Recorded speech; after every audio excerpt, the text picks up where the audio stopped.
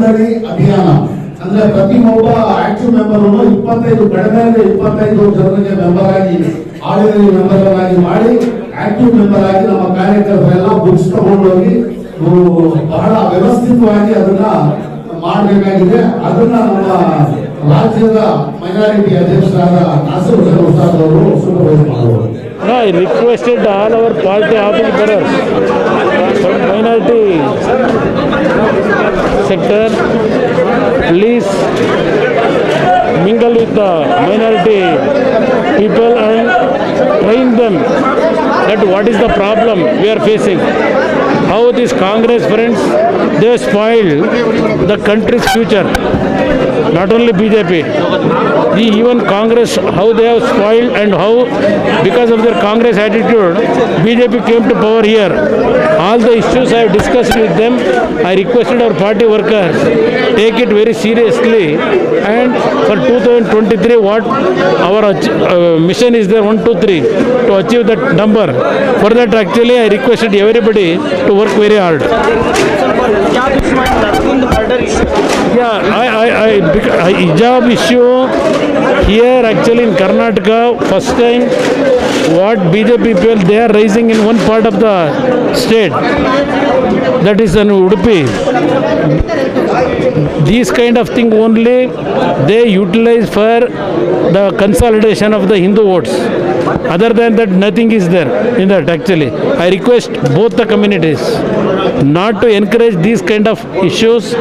Please, whatever problem you are facing or poor family, even in every community, for that we have to work it out and we have to fight it for that to solve those issues. JDS silent on Nargun murder?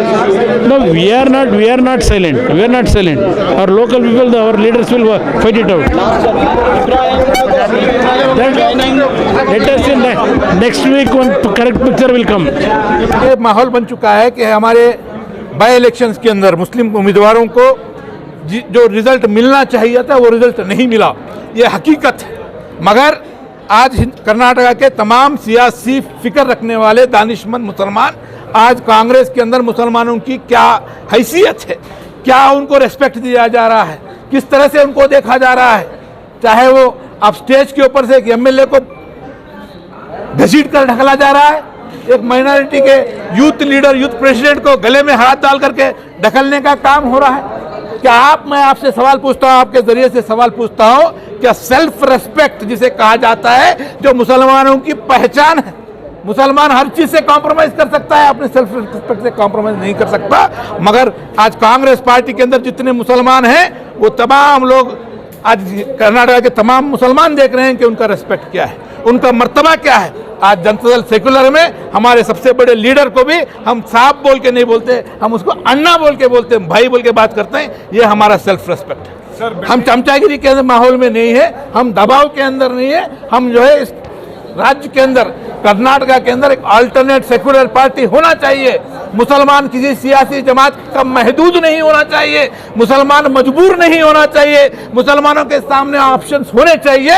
और अल्हम्दुलिल्लाह सबसे बेहतरीन option secular option अगर कोई है तो वो कुमार अन्ना की जनता दल सेकुलर है। इसीलिए हमको मजबूत करना है। आपके जरिए मैं अपील करता हूं कि नौजवानों को खुसूसी तौर पर ये छोटी छोटी सियासी जमातें, केरला की जमात, हैदराबाद की जमात कुछ आके यहाँ पर कुछ काम नहीं कर सकती। पिछले इलेक्शन में अलायंस हुआ था, उसका कोई फायदा हुआ नहीं हुआ वो आप एनालिसिस कीजिए। मगर आज वक्त की नज़ाकत है, वक्त की ज़रूरत है कि हम जनता दल सेकुलर को मजबूत बनाने का काम हम लोग और स्पेशली मुसलमान करने का। सर कहीं ना कहीं बेंगलुरु के उलमाए दीन भी जनता दल से बहुत ही मैं वेलकम करता हूं। बेंगलुरु के उलमाए दीन का बयान मैंने देखा। मैं मुसलसल तौर पर यही बात कहते आया हूं कि मुसलमानों के सामने सियासी जमात मजबूरी नहीं होना चाहिए। आज कांग्रेस के जो एटीट्यूड है, कांग्रेस के लीडरशिप का जो बिहेवियर है वो इसीलिए है क्योंकि आज मुसलमान अपने आप को एक वोट बैंक की हैसियत से क्या भी हो हमको तो सिर्फ कांग्रेस को वोट डालना है, इसकी वजह से आज कौम को बहुत बड़ा खामियाजा भुगतना पड़ रहा है। कहाँ है कांग्रेस? जब एनआरसी सीरवले का मामला आया क्या उनके लीडरशिप ने स्टैंड लिया? वही कुमार अन्ना ने स्टैंड लिया, वही जो है सोशल एक्टिविस्ट ने स्टैंड लिया। आज कांग्रेस पार्टी मुसलमानों की आवाज बनने से झिझकती है, मुसलमान खरीद और फरोख्त, जब तक हिंदुस्तान में सियासत है, जब तक ये चीज़ चलने वाली है।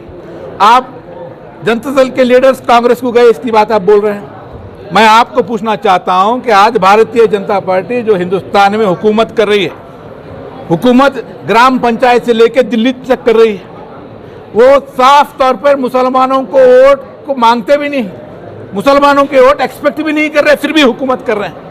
आज मैं आपके मीडिया चैनल से पूछता हूं, सवाल रखता हूं कि मैं समझता हूं कि 30% एमपीज, कांग्रेस के एमपीज जो है आज बीजेपी में जाकर के कैंडिडेट बने।